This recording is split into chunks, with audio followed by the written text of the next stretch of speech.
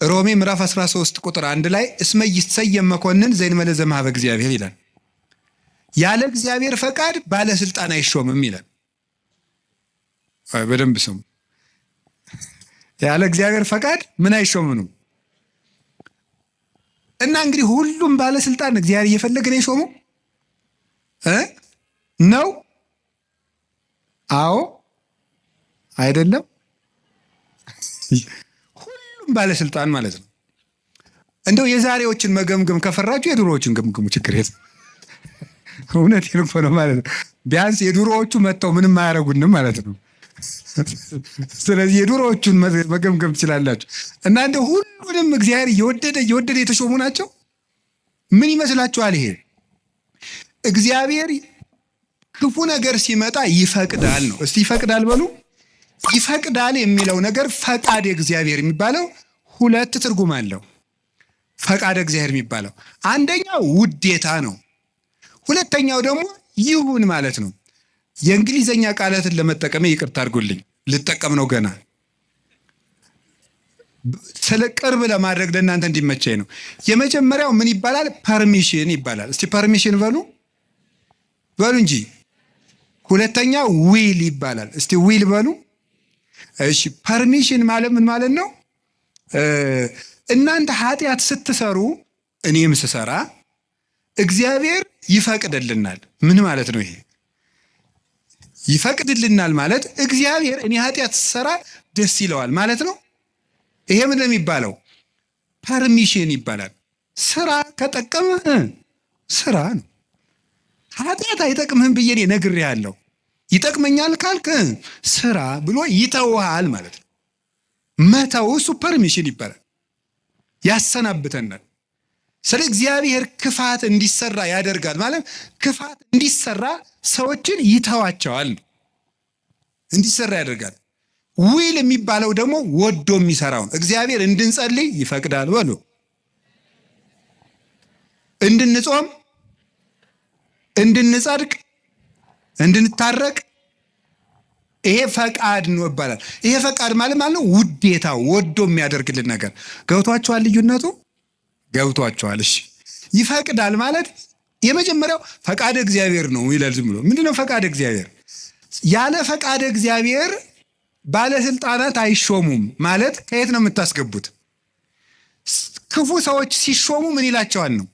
ዝም ይላቸዋል ነው፣ ይተዋቸዋል ነው እንጂ ሰዎቹን ናማ እናቴ የተሾምና ሰውን ጨርስልኝ አይላቸውም።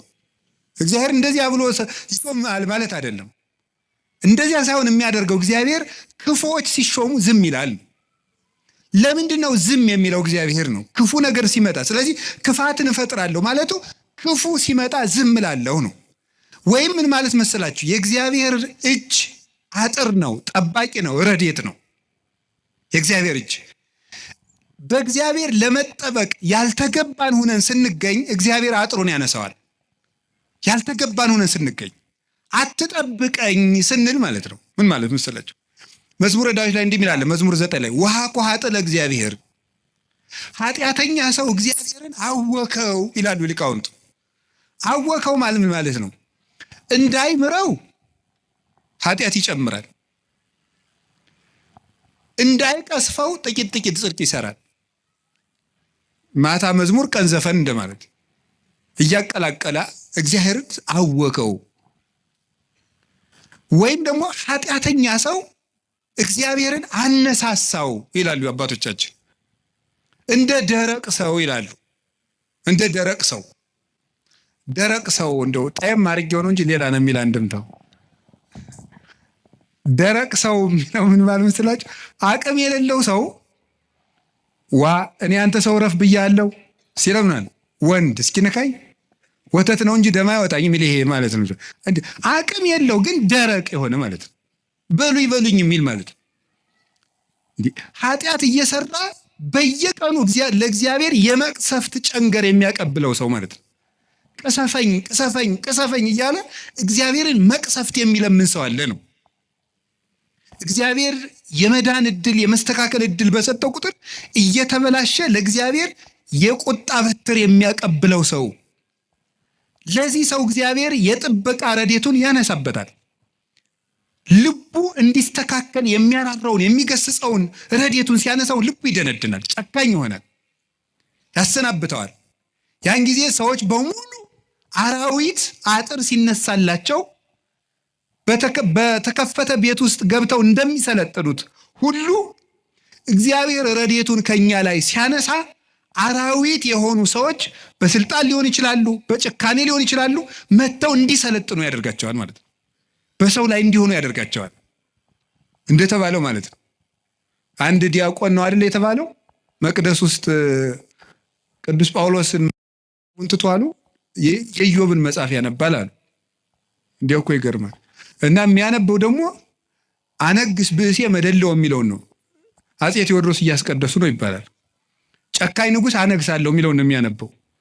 ጨካኝ ንጉሥ አነግሳለሁ ብሏል እግዚአብሔር የሚለውን ያነባል።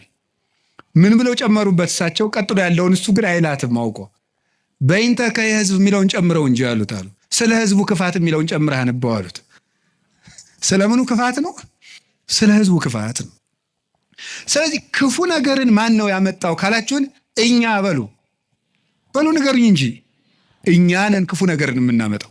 እግዚአብሔር ክፉ ነገርን አመጣለሁ ማለት ክፉ ነገር ሲመጣ ዝም እላለሁ፣ አሰናብተዋለሁ ማለት ነው። ፈርዖን በእስራኤል ላይ እንዲሰለጥን ዝም እለዋለሁ ነው፣ አሰለጥነዋለሁ። ለምንድን ነው እግዚአብሔር ክፉ ነገር እንዲመጣብን የሚፈቅድ? አይወደንም፣ ይወደናል። አይፈልገንም፣ ይፈልገናል።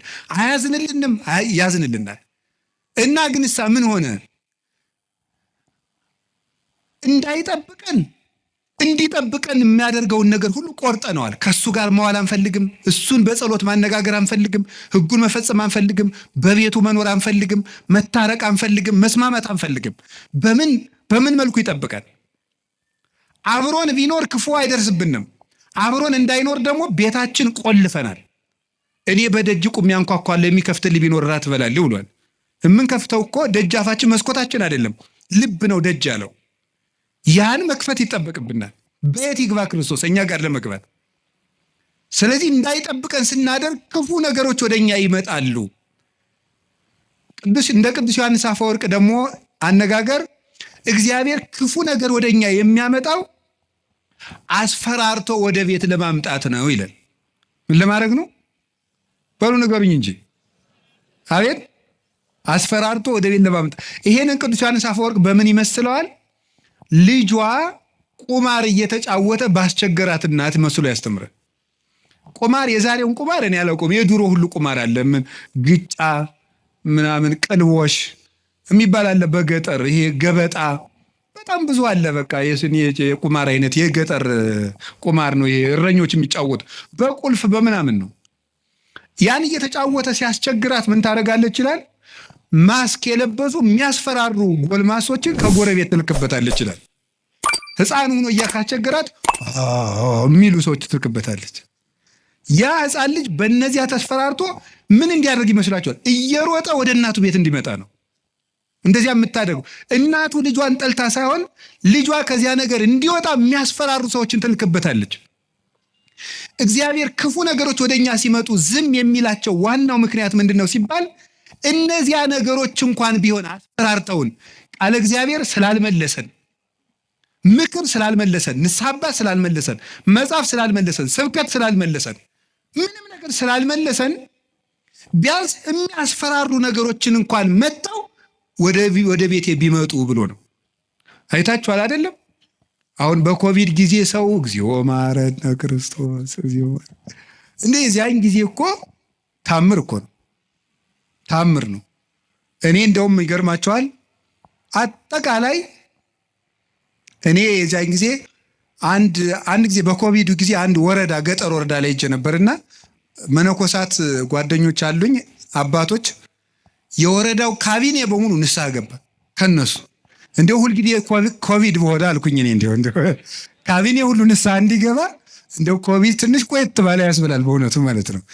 አሁን ሰው ይውላችሁ እግዚአብሔር የሚያስፈራሩ ነገሮችን የሚልክብን ለዚህ ነው። አንድ ችግር ሲገጥመን እንሰበሰብ። አምና የነነዌ እንግዲህ ታስታውሳላችሁ አይደል? ሁልጊዜ እንሰበስባለን። ችግር ሲመጣ እግዚኦ ማረነ ክርስቶስ እንላለን። እናቲቱ ግን እነዚያን የሚያስፈራሩ ነገሮችን የምትልክ መልሶ ወደ ቁማሩ እንዲሄድ አይደለም፣ ልጇ ከቤቷ ቁም ነገረኛ ሆኖ እንዲቀር ነው። እግዚአብሔር የሚያስፈራሩ ነገሮችን ብቅ የሚያደርጋቸው መከራዎችን እንዲመጡ የሚያደርገው እኛን ስለሚጠላን አይደለም፣ እንዲሰበስበን ነው።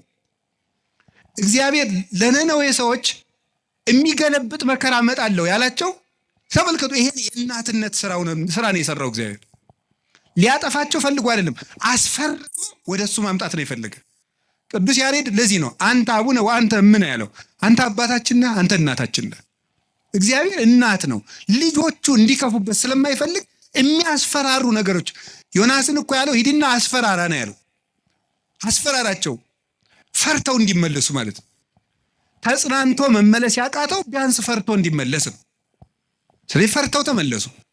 እግዚአብሔር ክፉ ነገሮችን የሚልካቸው ወይም ሰይጣን ክፉ ነገሮችን እንዲያመጣ እግዚአብሔር ዝም የሚለው ለምንድን ነው ካላችሁኝ፣ ፈርተን እንድንመለስ ነው። ምን አላችሁኝ? ምን አላችሁኝ? ምን አላችሁኝ? አንዳንድ ጊዜ ሕፃኑንን ስናስቸግር ትዝ ይላችኋል። ለከተማ ሰው ብዙ ምሳሌ ቅርብ አይደለም። አንተን እዚያ ምድጃ እየቆሰቆስክ ያደክረው እኛ ስቶቭ ነን እንዳትሉ። እኛም ምድጃ ሲነድ ድሮ እሳት እማማ እያልን እናስቸግራለን። እሳት እኮ ነው የምንለምነው። ከዚያ መጨረሻ ላይ እምቢ ካል ኡፍ እያሉ ያስፈራሩናል። እምቢ ካልን አይ እንግዲህ ቅመሰው ብለው ተርኮስ ያደርጉናል። ድግም ቀን እሳት የሚባል አንቀምሳትም ከዚያ በኋላ ማለት ነው። እግዚአብሔር እንደዚያ ነው። እፉ ይለናል። እናታችን አባታችን ስለሆነ መመለስ ካቃተን አንዳንድ ጊዜም ተርኮስ ያደርገናል። ድግም ቀን እንዳይደግመን ማለት ነው። እና እግዚአብሔር ስለሚጠላን እንዳይመስላችሁ። እኔ እውነቴን እኮ ነው። እንዴት አድርጎ እንደሚወደን ተመልከቱ። አሁን እናት ልጇን በእሳት መተርኮስ ፈልጋ ነው አይደለም። ልጄ ጨርሶ ከሚቃጠል እንዲያው ትንሽ ይተኩሰውና ለሌላ ቀን እንዳይቃጠልብኝ ነው ነገሩ እኮ። እግዚአብሔር ገሃነም እንዳይበላን እኮ ነው ትንንሽ ነገሮችን የሚተረኩሰን። ገንዘቦቻችን በማሳጣት ዘመድ እንዲሞትብን፣ ጓደኛ እንዲለየን በማድረግ ከሹመት እንዲሻሩ፣ እንድናጣ፣ እንድንዋረድ፣ ኃጢአት ስንሰራ የሚያዋርዱንን ሰዎች በመላክ ሰዎች እንዲደርሱብን በማድረግ በማጋለጥ ኋላ ከምትጋለጥ ዛሬ ባጋለጥ ብሎ የሚያዋርዱ ሰዎችን ጭምር በመላክ እግዚአብሔር እኛን ትንሽ ተርኮስ እያደረገ ወደ ቤቱ ያመጣናል። እንዴት እንደሚወደን ተመልከቱ። ፈተና በመጣብን ጊዜ እግዚአብሔር እንደሚወዳቸው ተመልከቱ። እውነቴን የምነግራችሁ ጌታ ሆይ ለምንድን ነው እንዲሁ? አክስቴም ሳምንት ዕለት ሞተች፣ እናቴ ደግሞ የዛሬ ወር፣ እንደገና ደግሞ የዛሬ 2 ወር ከስራ ተባረርኩ፣ እንደገና ደግሞ ይሄ ቀደረብኝ፣ ደግሞ ይሄኛው ተቃጠለብኝ፣ እንደዚህ አለብኝ። ጠልታኝ ነው ወይ?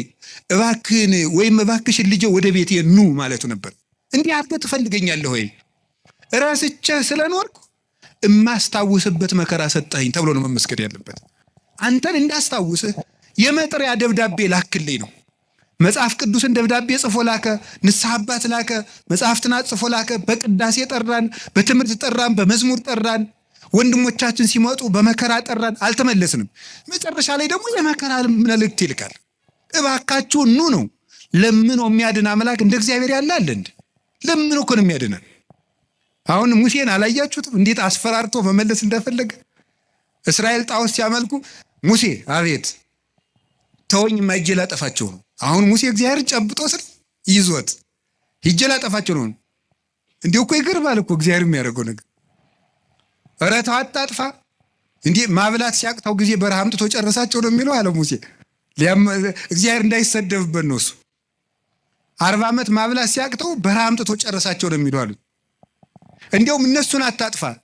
አባቶቻችን ሲተረጉሙ አሁን እግዚአብሔር ሊያጠፋቸው ወዶ አይደለም ሙሴ እንዲሰራቸው እንዲቀጣቸው ብለው ነው እንጂ ይላሉ። እንግዲያስ ሂድና ቅጣ አለው። ሰርቶ ቀጥቶ እስራኤልን ወደ ራሱ ሰበሰባቸው። በማስፈራራት እንድንመለስ እግዚአብሔር ክፉ ነገር እንዲመጣ ያደርጋል። ከቃሉ ጋር ናችሁ? ከቃሉ ጋር ናችሁ? እግዚአብሔር ከሁላችን ጋር ይሁን። ስንት ሰው ነው እግዚአብሔር በሚያውቀው እንዴ ተነግሮ፣ እኔ እንዲያው አሁን ሰውየው መዚህ ስለሌለ ተመስገን ነው ልናገር።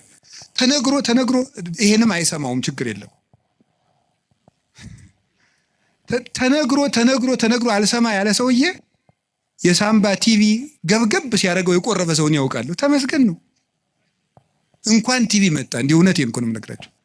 ተርኩት ስንት ሰው ነው፣ ስንት አመፀኛ ነው። ጸበል እንደምን ሰነበታቸው፣ አማን ነው፣ ሰላም ነው፣ ፒስ ነው የሚለው ሁሉ ጸበል ሲሄድ እግዚአብሔር ይመስገን የሚለው እንዲሁ እግዚአብሔር ማን ይተርኩሰን እንጂ እኔ እውነቴን እኮ ነው የምነግራቸው። እግዚአብሔር ማን ይተርኩሰን። ምድር ጠቧችሁ እኮ የምትራመዱት ሁሉ ጸበል ስትል ኩምሽሽ በቃ እንዲሁ ለተቸገረ እንድናዝን አረማመዳችን እንኳን ልክ እንዲኖረው ንግግራችን መጠን እንዲያበጅ እግዚአብሔርም አይተርኩሰን እንጂ ተነግረን ሰምተናል እንዴ? እውነቴን ነው። ስለዚህ ስንቶቻችሁን እስቲ አሁን እዚህ ውስጥ ራሱ ብቆሰቁስ እዚህ ውስጥ እዚህ ከተሰበሰበው ውስጥ እግዚአብሔር በሚያውቀው እግዚአብሔር ነቅሶ ቢያወጣ ሲቸግራችሁ ወደ ቤተ ክርስቲያን የመጣችሁ ስንቶቻችሁ ናችሁ? ስንቶቻችሁ ናችሁ? ወይ እንዴ ባለ ትዳሮች ሲጣሉ እኮ ነው ባጋባናቸው በ20 ዓመታቸው እኮ ነው ቤተክርስቲያን የሚመጡ ሲጣሉ ነው። ይኸው ከተጋባን ዓመታችን ነው፣ ምላትን አትሰማኝም፣ ምንም አታዳምጠኝም ማለት ይጀምራል። ማለት ጠፍቶ ኖሮ ምናምን መከራውን ነው ተደዝድዞ ነው እዚህ ወዲያ መከራችን ምን ተመስገን ነው እንኳን መጣችሁ። ዋናው መሸም ነጋም መምጣታችሁ ነው። ስለዚህ እግዚአብሔር ሰው ሁሉ ራሱን እንዲጠላል ሊያደርግ ይችላል። እንዲጠላም ከፈለገ እግዚአብሔር ሰው እንዲጠላን አያደርግም። ሰው እንዲጠላን ሰይጣን ሲያደርግ ዝም ይላል። ይሄ እግዚአብሔር እኛን የሚጠራበት መንገድ ነው። በቸርነቱ ወደ ቤቱ ይጥራን። የነነዌ ሰዎች የሚያስተምሩን ይህንን ነው። እኛም ነገ ከነገ ወዲያ አሁን ሁላችሁም ችግር ካለባችሁ እግዚአብሔር ጠልቶኝ ነው አትበሉ። እግዚአብሔር ወደ ቤቱ ሊጠራ ይፈልጎ ነው ማለት ያለብን። ከቃሉ ጋር ናችሁ። እግዚአብሔር ከሁላችን ጋር ይሁን። ሁለተኛው እግዚአብሔር ክፉ ነገር ሲመጣብን ለምንድን ነው ዝም የሚለው ካላችሁን ለመጥራት ነው ብያቸዋለሁ። የኃጢአት ይቅርታ ለማድረግ ነው። የኃጢአት ይቅርታ ለማድረግ አንዳንዱን ሰው እግዚአብሔር በበሽታ የኃጢአት ይቅርታ ይሰጠዋል። አንዳንዱን ሰው ገንዘቡን አሳጥቶ ሰውነቱን ከመቅሰፍ ይሰውረዋል። ገንዘብ የሰውነት ቤዛ ነው ይላሉ አባቶቻችን። ኦሪት ነው ያለችው። በሰውየው ላይ ሊመጣ የነበረውን ችግር በገንዘቡ ላይ ያሳልፍለታል። በዚያው እንደ የከተማ ሰው ጦሱን ይዞ ይሄድ ይላል። የገጠር ሰው በዚያው ያሳልፈው ይላል። ያው አንድ ነው ቋንቋ። ያም ጦሱን ይዞ ይሄድ ምንድን ነው? ጦስ ምንድን ነው ታውቁታላችሁ? የሰውነት ገንዘብ የሰውነት ቤዛ ነው። የኃጢአት ይቅርታ እንድናገኝ ምን ያደርጋል መሰላችሁ? በሽታን ያመጣል፣ ደዌን ያመጣል። ያ ደዌ ኃጢአት ደዌ ዘኃጢአት ደዌ ሰሴት ይሉታል አባቶቻችን። የኃጢአት ይቅርታ እንድናገኝ ደዌን ያመጣል። ስለዚህ እግዚአብሔር ለምንድን ነው የሚያደርገው ሲባል ይቅርታ ለመስጠት ገስጾ ቆንጥጦ ነፍሱን ላትርፈው ብሎ ማለት ነው። እንዲሁም አባቶቻችን ምን ይላሉ? ለምሳሌ አንድ ጻድቅ ያደረገው ልንገራችሁ። አንድ በጣም ፍጹም ጻድቅ አውሬ ሲበላው ያያል። አውሬ በልቶት ሳይቀበር ሲቀር፣ ሰውን ሁሉ የሚያስለቅስ ባለጸጋ ደግሞ በጥሩ አቀባበር ሲቀበር እንደው ሰው ሁሉ አጅቦ ሲቀበር ያያል። እንደ እግዚአብሔር ሆይ እሱን ያገለገለህን ሰው አውሬ በልቶት እንዲሞት ታደርጋለህ፣ ቀማኛውን በስርዓት እንዲቀበር ታደርጋለህ። ፍርድ ምንድን ነው አለው። ይሄኛው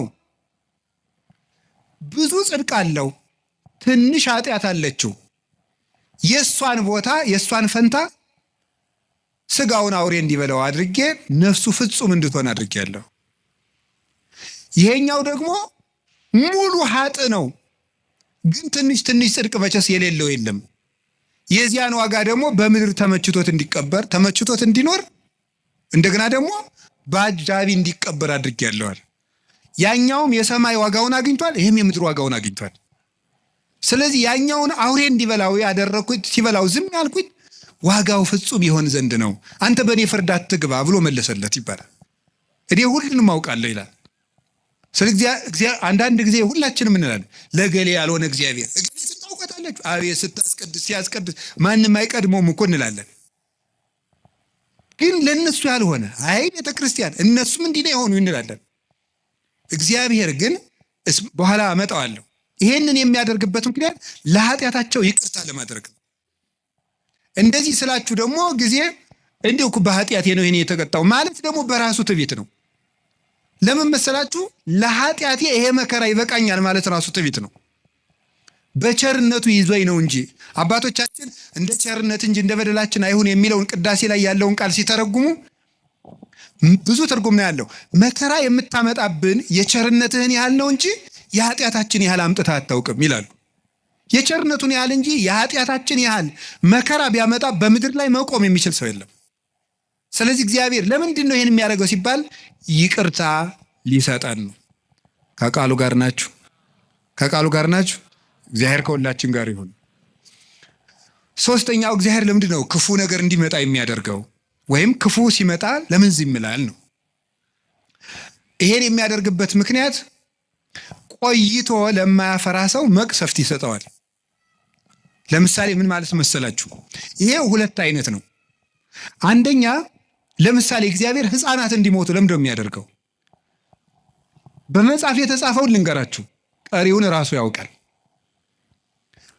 እግዚአብሔር ሕፃናት ሁላችንም እንጠይቃለን። እሺ እኛስ በኃጢአታችን ለምንድን ነው ሕፃናት የሚቀሰፉት እንላለን። ያን የሚያደርግበት ምክንያት ማለት ነው ምንድነው? መጨረሻቸው መልካም እንደሆኑ የሚያውቃቸውን ሕፃናት መጨረሻቸው መልካም እንደሆኑ ያወቃቸውን ሕፃናት ከክፉ ዘመን ሳይጨምራቸው በጊዜ ይወስዳቸዋል። ይሄ የራሱ አሰራር።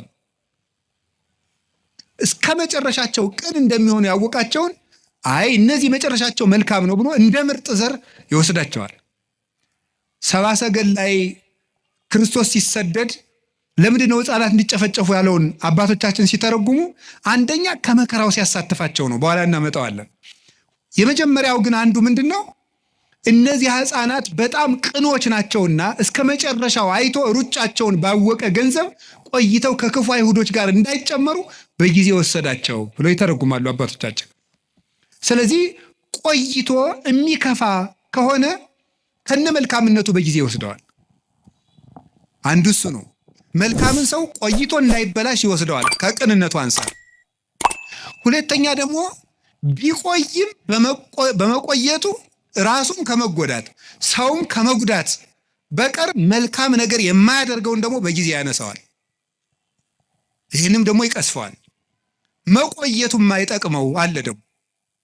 ደግሞ እንደዚህ ስላችሁ ጊዜ እንደው ጌታ ሆይ እኔ መቆየቴ አይጠቅመኝ ዛሬ አንሳኝ እንዳትሉ።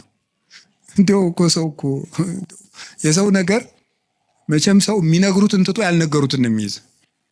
እንደሱ እያልኩኝ አይደለም። እንደሱ አትበሉ፣ እድሜ ለንስሐ ስጠኝ ነው የሚባለው። ወይ ጉድ! እንደዚህ ማለት ጌታ ሆይ ግደለኝ ማለት እኮ እንዲሁ ጸድቅ ያለው ማለት ነው። አስተካክለኝ፣ ጊዜ ስጠኝ፣ ቆየኝ እስካፈራ፣ አትቁረጠኝ ነው የሚባለው።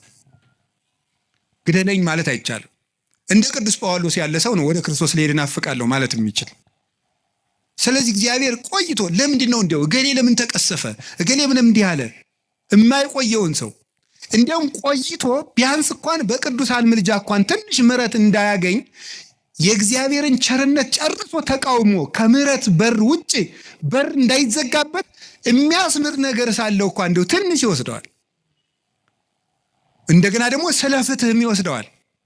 በመቆየቱ ሰዎች ብዙ የሚጎዱ ከሆነ ስለ ፍትህ ይነቅለዋል። ያንን እንደ ፈርዖን ያለውን ፍትሁን ያሳየዋል። እግዚአብሔር ምሕረቱን ላልተጠቀመ ሰው ፍትህ ይሰጠዋል፣ ፈታሂነትም ስላለው።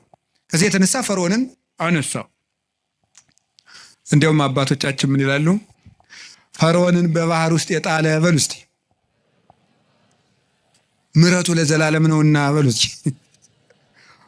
እንዴት ነው ይሄ ነገር? ፈርዖንን በባህር ውስጥ የጣለ ይሄ ነገር አይጋጭም? ፈርዖንን በባህር ጥሏል ብሎ ሲያበቃ ከዛ ምሕረቱ ለምንድን ነው? እንዴት ያለ ምሕረት የዘላለም ምሕረት ነው አይመስላችሁም? ጥያቄ ሆኖባቸው ያውቀው ምን ማለት ነው? ፈርዖን ቢቆይ ኑሮ ለአንደኛው ደግሞ በእግዚአብሔር ከዚያ የባሰ የሚያስመጣበትን ነገር ይሰራል እና እንዲያው ባህር ውስጥ መክተቱ ምሕረት ነው ይላል። ቸር ስለሆነ ነው እንኳን ከተተው ባህር ውስጥ ማለት። ከዚያ የባሰ ምን ሊመጣበት ኑሯል ብትሉኝ እግዚአብሔር ያውቃል፣ እኔ አላውቅም። እግዚአብሔር የባሰ ነገር እንዳንገባ እንዲያው ወደ አንዱ ጉድጓድም ቢሆን ተገፍተን እንድንገባ ያደርጋል እግዚአብሔር። ስለዚህ ለፈርዖንም ቸር ነው ማለት ነው እግዚአብሔር። እስቲ እግዚአብሔር በሉ። ለፈርዖንም ምንድን ነው? ቸር ነው። ያረገለትን አላያችሁም እንዴ? አድርጎለታል እኮ በአንበጣ እየቀጣ በዝንብ እየቀጣ በውሃ እየቀጣ በጓጉንቸር እየቀጣ በልጅ ሞት እየቀጣ አሳይ በከብት ሞት እየቀጣ በረዶ በደረቅ በጋ እያወረደ ከእሳት ጋር አሳየው። 10 ቸርነት እኮ ነው ያደረገልን። 10 ቸርነት አድርጎ እግዚአብሔር አንድ መቅሰፍት ነው ያመጣ። እሱም ቸርነት ነው ሊቃውንቱ ያሉት። እሱም ቸርነት ነው። ፈርዖን መቆየቱ የባሰ ከእግዚአብሔር ጋር እየታገለ እንዳይማር ይሆናል ይሉ የለ አባቶቻችን። እግዚአብሔር አዳምን እንዲያው ገነት ውስጥ እንዲያው ቢተወው ኑሮ ይላሉ አባቶቻችን ብለን ብንጠይቅ ሲመልሱ እግዚአብሔር እንዲያው አዳምን ይወደዋል እንዲያው ቢተወው ኑሮ ገነት ውስጥ እንዲያው ባያስወጣው። መልሱ ምን የሚሉት አበው ሲናገሩ ይሄን አዳም ገነት ውስጥ ቢቆይ ኑሮ አይ እግዚአብሔር እኮ እኔን ከገነት እኮ ያላስወጣኝ ከኔ የበለጠ ፍጥረት ስለማያገኝ ስለሚወደኝ ነው። አያገኝማ ከኔ የተሻለ እንዴት ያስወጣኛል ብሎ የባሰ እግዚአብሔር እንዳይምረው ይሆን ነበር ነው። እንዳይምረው ይሆን ነበር።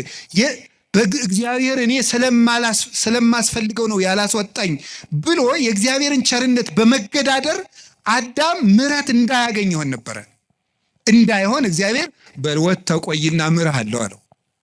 እግዚአብሔር እንኳንስ ከሌላው ነገር እንኳንስ ከቤታችን ይቅርና ከገነት እንኳን ሲያስወጣ በቸርነት ነው የሚያስወጣው። እንዳንበላሽበትም የማይቆነጠጥ ልጅ የሰው ልጅ ነው ይላል ቅዱስ ጳውሎስ። የጎረቤት ልጅ ነው የሚቆጥ። የራስ ልጅ ይቀጣል። እግዚአብሔር ልጆቹ ስለሆነ ይቀጣል። ልጅ ደግሞ ይቀጣል። ለነገሩ ያሁን ልጅ አይቀጣም። ድሮ እንቀጣ ነበር። እንደው ቤተሰቦቻችን ሩቅ አገር ሲሄዱ ድሮ ከጎረቤት ጥለውን ይሄዳሉ። ከጎረቤት ንሱ ልጄን አቆዩ ተብለን ከዚያ በኋላ የሆነ ነገር ከተቆጡን ሄደን ከተዘጋው ከእናት አባታችን ቤት ቁጭ እንላለን። እነዚያ ጎረቤቶች ምን እንደሚሉ ታውቃላችሁ? የሰው ልጅ መሆንህን ለማሳወቅ ነው አይደል እዚህ ሄድከው፣ ልጄ ብትሆን ኑሮ አትሄድም ነበር ይላሉ። የሰው ልጅ ነው ሲቆጡት የሚጠፋ። የራስ ልጅ ግን እየተቆጡት በቤት ነው የሚኖረው። የሚቆጡት ልጅ ነው። እግዚአብሔር ቅዱስ ጳውሎስ ስለዚህ ነው ዕብራውያን 12 ላይ ካልተቆጣችሁም ልጅ አይደላችሁም ካልተገሰጻችሁ ብሎ ይነገራል። እና እግዚአብሔር የሚያደርገው ለክፎች ለበጎች ፍትህ እንዲያገኙ፣ ክፎች ደግሞ በመቆየታቸው ስለማይጠቀሙ ይህን ያደርጋል። ለክፎች ደግሞ ለምን ዘመን ይሰጣቸዋል? ንስሐ እንዲገቡ። ይህን በማድረግ ነው። ከቃሉ ጋር ናችሁ። ስለዚህ እግዚአብሔር ክፉ ነገር እንዲመጣ የሚያደርገው በዚህ ምክንያት ነው። ሌላ የተወሰኑ ነጥቦችን ልንገራችሁ። አሁን ይሄ ለምን ክፉ ነገር እንዲመጣ ያደርጋል እግዚአብሔር ነው። አሁን ወደ ርዕሳችን ልመልሳችሁ። እግዚአብሔር ለምን ሰይጣን እንዲፈትነን ምን ይልለታል ነው? ይፈቅድለታል ነው። የመጀመሪያው ነፃ ፈቃድ ስለሰጠን ነው። እስቲ ነፃ ፈቃድ ስለሰጠን በሉ። ምን ነፃ ፈቃድ ስለሰጠን ወይም ሰው ስለሆን ነው እንድንፈተን የፈቀደው እግዚአብሔር። ሰይጣን እንዲፈትነን ለምን ይፈቅዳል ሲባል ሰው ስለሆን። ይሄ ማለት ምን ማለት እንደሆነ ታውቃላችሁ? እግዚአብሔርን ስለምንመስል ነው። ኦሪት ዘፍጥረት ምዕራፍ 1 ቁጥር 26 ላይ እንደተጻፈው እግዚአብሔር እኛን የፈጠረን በአርአያውና በመልኩ ነው። በአርአያውና በመልኩ ነው። በአርአያውና በመልኩ ማለት ራሱን የቻለ ብዙ ነገር ነው ያለው። በመልኩ ፈጠረን ከምንልባቸው መንገዶች አንዱ ምንድን ነው ይመስላችኋል? በአርአያ በምሳሌ ፈጠረን አንዱ እግዚአብሔር የወደደውን ለማድረግ አስገዳጅ የሌለው ነው። እግዚእ ዘይግዕዝዎ ነው። ነፃ የማያወጡት ንጉሥ ነው። ገዥ የለበትም፣ አስገዳጅ የለበትም። እግዚአብሔር የፈቀደውን ሲሰራ አስገዳጅ እንደሌለበት የሰው ልጅም የፈቀደውን እንዲሰራ አስገዳጅ ሊኖርበት አይገባም። መምረጥ አለበት። ለምን? እግዚአብሔርን መምሰል የሚችል መምሰል የተሰጠው ምርጫ ያለው ውድ ፍጡር ነው። ትልቅ ፍጡር ነው። አንዱ ትልቅነታችን መምረጥ መቻላችን ነው። መምረጥ ካልቻልን እንስሳ ነን ማለት ነው። አውሬ ነን፣ ድንጋይ ነን ማለት ነው። ወይም እንጨት ነን፣ ወይም ይሄ ጠፈር ነን፣ ወይም ፀሐይ ነን። ፀሐይ ምርጫ የላትም። ጨረቃ ምርጫ የላትም። ከዋክብት ምርጫ የላቸውም። እጽዋት ምርጫ የላቸውም። አንበሳ፣ ዘንዶ፣ አውሬ፣ በግ፣ ከብት ምርጫ የላቸውም። ሰው ምርጫ ያለው ትልቅ ፍጡር ነው። በምርጫችንም እግዚአብሔርን እንመስላለን። ስለዚህ ክፉ ነገር እንዲመጣ ያደረገው መምረጥ የምትችል ልዩ ፍጡር ነህ፣ የመምረጥ ችሎታ ሰጥቻለሁ ነው። ያንን ለማክበር ነው። ወረሳ ያላቲ ከመትግበር ፈቃዳ እንዘ አልቦ ዘይሄይላ። ማንም ሳያስገድዳት ነፍስን የወደደችውን እንድትሰራ ስልጣን ሰጣት ይላል መቅደመ ወንጌል ላይ። የሰው ነፍስ ማንም ሳያስገድዳት የፈለገችውን እንድትሰራ ምርጫ ሰጥቷታል። ስለዚህ እግዚአብሔር እኛ እኮ ምርጫ መስጠቱ እሱንም እንድንመርጥ፣ ክፋትንም እንድንመርጥ፣ በጎንም እንድንመርጥ፣ መወሰን እንድንችል ውሳኔ የመወሰን ስልጣን የተሰጠን ልዩ ፍጡሮች መሆናችንን ለማመልከት ፈቃዳችንን ለማክበር ስልጣን ለመስጠት ክፉም እንዲመጣ ወደኛ ፈቀደ፣ በጎም ወደኛ እንዲመጣ ፈቀደ ማለት ነው። እንዲህ ይላል ኦሪት ዘዳግም ምዕራፍ 30 ቁጥር 19 ላይ አሰም ለከ ሰማየ ወምድረ ወእሰሚ በቅድሜከ ሕይወተ ወሞተ በረከተ ወመርገመ ህረያ ለሕይወት ከመትሄው አንተ ወዘርእከ። እኔ በፊትህ ሕይወትንና ሞትን በረከትና መርገምን በፊትህ አስቀምጫለሁ። ሰማይና ምድርን ዳኛ ምስክር አደርግብሃለሁ። ሞትን ትተህ ሕይወትን፣ መርገምን ትተህ በረከትን ምረጥ። የመረጥክ እንደሆነ አንተም ዘርህም በሕይወት ትኖራለህ ይላል። ሞትና ሕይወትን በፊትህ አስቀምጫለሁ፣ በረከትና መርገምን በፊትህ አስቀምጫለሁ። መርገምን ትተህ በረከትን ትተህ ምረጥ፣ ሞትን ትተህ ሕይወትን ምረጥ። እንዲህ ካደረግክ በሕይወት ትኖራለህ። እግዚአብሔር ይህን ስልጣን ሰጥቶናል። የመምረጥ ስልጣን የሰጠን ፈቃድ ሰጥቶናል። ክርስቲያኖች በየቀኑ ዲያብሎስን ለማሸነፍ ምንድን ነው ማድረግ ያለባቸው ሲባል ጠንቅቆ መምረጥ መቻል ነው። ጠንቅቆ መምረጥ መቻል በሉ። ማመስገንና እርግማን፣ ሌብነትና ምጽዋት፣ ትዕቢትና ትሕትና፣ ቂምና ይቅርታ በየቀኑ ምርጫ ነው። ክርስትና በየቀኑ እየመረጡ መኖር፣ መልካሙን እየመረጡ መኖር ነው። ስለዚህ ሰይጣን ለምንድን ነው የሚፈትነን ካላችሁ፣ ወይም ደግሞ ለምንድን ነው በሰይጣን እየተሸነፍን ያለን ካላችሁኝ፣ ምርጫችንን መወሰን ስላልቻል ነው። እግዚአብሔር ለምንድን ነው ሰይጣን የሚፈትነን ከሆነ በእኛ የሚፈርድብን ለምንድን ነው ከተባለ መርጠን የምንገዛ እኛ ነን እንጂ እስቲ በሞቴ አንተ ና አፍንጫህን ብዬ ሳልጥልህ ና ሲጋራ ጭስ። እስቲ ሰይጣን እንደዚህ ያለው ሰው አለ? አንተ ጆሮን ሳልልህ ና ስከር ያላችኋል? ሰይጣን ተገልጦ አንተ በሰይፍ ሳልልህ ና ዘሙት ያለው ሰው አለ? የለም። ወደን መርጠን ነው። ሰይጣን ነው እንጂ እንደሚያደርገኝ ሰይጣን አይደለም። ራሳችንን ምርጫችን ነው። ሰይጣን አቅራቢ ነው፣ እኛ መራጮች ነን። እግዚአብሔር ደግሞ እንድንመርጥ ያደረገን ክብር ሰጥቶን ነው። እስቲ መርጣችሁ ኑሩ። ሰምታችኋል አይደለም? እንዲሁ ዝም ብሎ እግዚአብሔር ዝም ብሎ እንደ ራሳችን ኮምፒውተር እና ስልክ ዝም ብሎ በፓስወርድ የሚዘጋን የሚቆልፈን ሳይሆን ራስህን መዝጋት መክፈት የምትችል ልዩ ፍጡር አድርጌሃለሁ። የምትወስንበት ችሎታ እውቀት ሰጥቼ ሕሊና ሰጥቼ የሚከስ እዚህ ውስጥ ደግሞ የሚያስታውስ ይሄ ነገር ክፉ ነው እምቢል ሰጥቼሃለሁ። ምረጥ ነው። ታዲያ እንድንመርጥ አድርጎ ስለፈጠረን መልኩን ስለሰጠን ልናከብረው አይገባም እንዴ? እንዲሁ ዝም ብሎ እንደ በሬ ፕሮግራም ስላላደረገን በሬ በቃ እንዲሁ ነው ኑሮ ብሎታ ይኖራል። ምርጫ የለውም።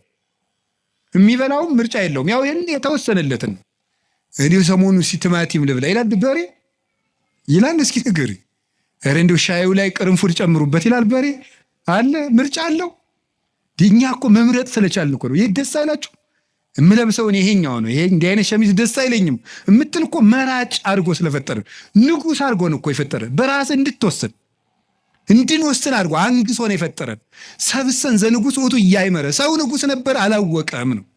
ማንም ሳይወስንበት የሰው ልጅ ሕይወቱን እንዲወስን እግዚአብሔር ስልጣን ሰጥቶታል። የመለኮት ተሳታፊ ነው። ሱታፊ አምላክ አለው። እግዚአብሔርን ይመስላል። እግዚአብሔር ሳያስገድደው በከመ ፈቀደ ይገብር ወበከመ ሀሌ ይፌጽም አልቦ ዘይብሎ ምን ተገበርከ ዘንተ አይሰምከው ዘንተ አሰነይከ። እግዚአብሔር እንደወደደ እንዲወስን፣ ሰው እንደወደደ እንዲወስን ፈጥሮታል። ከቃሉ ጋር ናችሁ? ከቃሉ ጋር ናችሁ? ስለዚህ አሁን ሁላችሁም ሰይጣን እኛን እየገዛን ያለ በምንድን ነው ካላችሁ ነፃ ፈቃዳችንን ተጠቅሞ እስኪ በሉ አቤት። እንዲያውም አንድ ቅዱስ ዮሐንስ አፈወርቅ የሚለዋል እንዴ ውብ ሴት ባየ ጊዜ እግዚአብሔርን ለምን ውብ አድርጎ ፈጠረ ትላለህ እንዴ ይላል። ታዲያ ምንድን ነው ማለት ያለብህ? የራስህን ፈቃድ ተቆጣጠር እንጂ እግዚአብሔር ለምን ውብ አድርጎ ፈጠረ ትላለህ እንዴ? ብረቱ ላይ ሄደህ እጅ ቢቆረጥ እግዚአብሔር ለምን ብረት ፈጠረ ትላለህ? ራስህ ባለማስተዋል ተቆርጠህ ማለት። ሰይጣንን የሚቀልድብን በምንድን ነው ካላችሁ በፈቃዳችን። አሁንም ቢሆን በዚህ ዘመን የተሳሳቱ ስብከቶች አሉ።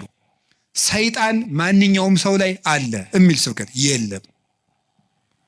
ሰይጣን ማንኛውም ሰው እየገዛው ነው፣ አይገዛውም። ነፃ ፈቃድህን ከተጠቀምክ ሰይጣን አይገዛችሁም። ፈቃድ እኔ ሰይጣንን አለ ምን አለ መሰላችሁ? ቅዱስ ያዕቆብ ሲናገር ያዕቆብ ምዕራፍ 4 ቁጥር 4 እስከ 6 ሲናገር ምን አለ? ኦሆ በልዎ ለእግዚአብሔር እንበየ በልዎ ለጋኔን ወይርቅ እምኔክሙ። እግዚአብሔርን እሺ በሉት ጋኔንን እምቢ በሉት ከእናንተም ይርቃል ይላል። እግዚአብሔርን እሺ በሉት ጋኔንን እምቢ በሉት ከእናንተም ይርቃል። ሰይጣንን እምቢ በማለት ማራቅ ይቻላል። አልፈልግም በማለት በፍላጎታችን ሰይጣንን አለማቅረብ እንችላለን። በፍላጎታችን የእግዚአብሔር መሆን እንችላለን። የእግዚአብሔር መሆንም ፈቃድ ነው። አሁን አንዳንድ ሰው ይላል እንዲሁ እግዚአብሔር እንዲሁ ጥሩ ሰው ቢያደርገኝ ይላል። እንዴ የወረቹን ሰው ቁንጨት አይደለም፣ በግድ አይጠረም። ፈቃድ ያለው ፍጡር ነው። አስፈቅዶ ነው የሚያድነህ። እንዲሁ እግዚአብሔር ሌሊቱም እንደው እንዳልተኛ ቢያደርገኝ አያደርግም እያልኳችሁ ነው። አያደርግም። ወደ መርጠ ነው ማድረግ። ለምን ያስገድዳል እግዚአብሔር? እግዚአብሔር ለምን ፈቃዱን ያጋጫል? ፈቃድ ሰጥቶ እንደገና ለምን ያስገድዳል? እንዲሁ እግዚአብሔር ዓለሙን ሁሉ ጥሩ ቢያደርገው ምን ችግር አለ? አያስገድድማ። ነፃ ፈቃዱን እሳ እንደዚህ ያድረው። ከቃሉ ጋር ናችሁ። እግዚአብሔር ከሁላችን ጋር ይሁን። ስለዚህ እግዚአብሔር እንድንፈተን ያደረገን በምንድን ነው? ነፃ ፈቃድ። ክርስቲያን ማለት በየቀኑ እየመረጡ መወሰን ማለት ነው። ክርስቶስ የሚወደውንና ለራስ የሚጠቅመንን ነገር መወሰን ነው።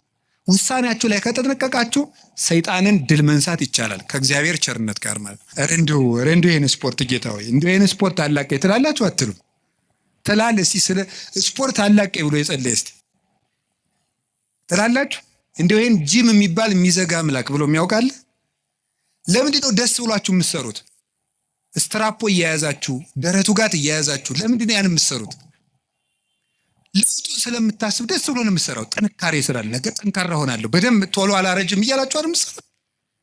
ጎባጣ አልሆንም ቀጥ ብዬ እሄዳለሁ እያላችሁ ነው የምትሰሩት እኮ ማለት ነው። ስለዚህ እንደሚያጠነክር አውቀህ ነው። ነፍስም እንደዚያው የራሷ ማጠንከር ያላት። ነፍስን የሚያጠነክራት ምንድን ነው ካላችሁኝ፣ መከራ ነው የሚያጠነክራት። ወምንዳቤ አርሃበሊተ ሰፊ ልቡና የሚገኘው ከመፈተን ነው። ተፈትኖ የማያውቅ ሰው አትንኩ ባይ ነው። ከሰው ጋር መኖርም አይችልም። ስለዚህ እግዚአብሔር ከመከራ የተነሳ አሰፋልኝ ያለ ቅዱስ ዳዊት ለዚህ ነው። መከራ ትዕግስትን እንዲያደርግ፣ ትዕግስትን ተስፋን እንዲያደርግ እናውቃለን። ተስፋ ደግሞ አያሳፍርም ይላል ቅዱስ ጳውሎስ። መከራ ትዕግስትን ያደርጋል። ትዕግስት እንድናገኝ ብርቱ እንድንሆን። የሰው ልጅ እንደ አትክልት ነው። አረጋዊ መንፈሳዊ እንደሚናገረው አትክልት በፀሐይ ብቻ ማደግ አይችልም፣ ይደርቃል።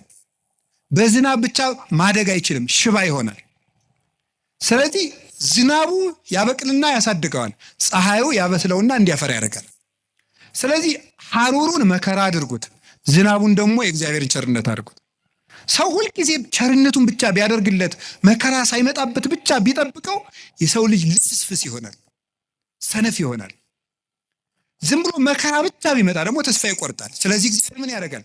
ሰው አትክልት ነውና አትክልቱን ለማሳደግ ከመከራውም ጥቂት ጥበቃውንም ሳያቋርጥ ሁለቱንም እንዲፈራረቁ ያደርጋል። ክረምትና በጋን አላቋርጥም ብሎ ለኖህ የነገረው ይህን ነው። ክረምትና በጋ መፈራረቃቸው ክረምት ብቻ በጋ ብቻም አይደለም። ክረምትም በጋም የራሳቸው ጥቅም አላቸው። በጋ መከራ ነው፣ ክረምት ደግሞ ቸርነት ነው። ሁለቱም ደግሞ ተፈራርቀው ይተረጎማሉ ተለውጠው። ስለዚህ እግዚአብሔር እንደዚህ የሚያደርገው ለምንድን ነው ሳለ እንድንበስል ከመመከራህ ለሃይማኖት ጥቅሙ ቅዱስ ጴጥሮስ እንደተናገረ ወርቅ የሚጠነክረው በመከራ ነው፣ ተፈትኖ ነው የሚጠነክረው። እኛም ጠንካራ ክርስቲያኖች እንድንሆን ስለሚፈልግ ክፉ ነገር ወደኛ እንዲመጣ ያደርጋል። ከቃሉ ጋር ናችሁ። እግዚአብሔር ከሁላችን ጋር ይሁን። ገበሬ እንዴት እርሻ እንደሚያስለምዱ ብታውቁ ተመስገን ነው። እኔ ገጠር ስላደኩኝ አባቶች ልጁን ቁጥቋጦ ለማስተማር አጣጥ አጋብ የሚባል እሾህ አለ። እጁን ያስጨብጠዋል። እሾሁን ነው የሚያስጨብጠው እኮ ያዘው ይለዋል። ከዚህ በኋላ ምን ይሆናል? መጨረሻ ላይ በቃ ምንም ነገር እልፍ የማይበሳው ይኖረዋል ማለት ነው።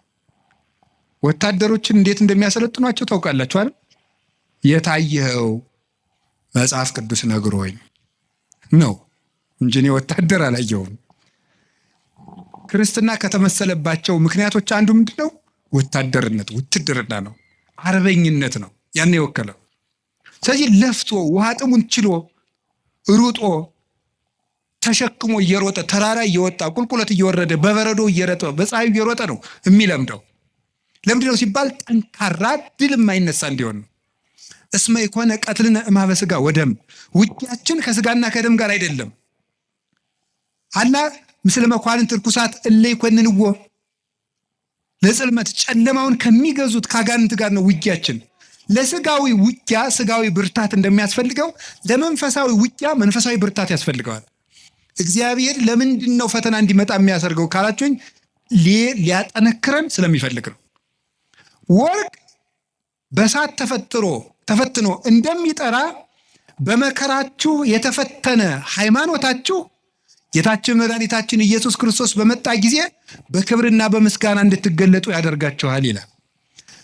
እስመ መከራሃ ለሃይማኖትክሙ ትትረከቡ ሀለወክሙ በስብሐት ወበውዳሴ አመ ያስተርኢ እግዚእነ ኢየሱስ ክርስቶስ ከመ ወርቅ ንጹሕ ዘይትበደር ሳመከርዎ በእሳት።